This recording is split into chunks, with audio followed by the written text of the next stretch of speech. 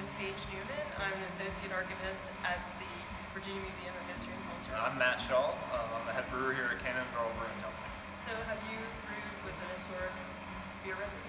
This is probably the first time, especially one quite so different than what we're used to seeing. It was incredibly simplistic, I guess, which I guess would make sense though.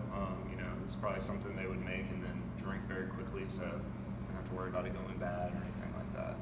So we obviously had to take some liberties on the recipe, but I think we stayed fairly true to it. The biggest challenge was kind of trying to dissect exactly what they meant, particularly with one of the ingredients, and then just trying to think of things that, you know, as far as the grain bill, things that I could put in there that would, you know, have maybe been a little more close to some ingredients they would have had back then.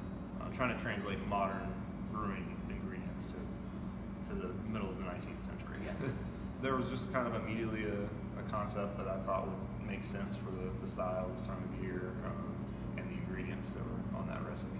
So what is your favorite part of being a Virginia brewery? You meet a lot of really cool people. You know, there's great people in the industry, and also you get to make beer. You get to do something that you really like. You're creating something that you enjoy, so it's a lot of fun. There's definitely a level of camaraderie just between people that don't even know each other a little more than I've seen at, you know, other places and different lines of work. It's quite the growth, and that's not showing any signs of stopping. No. I'm happy with that. Yeah, it's always good to have more options. Yeah, more research. Yeah. Market research. Yes.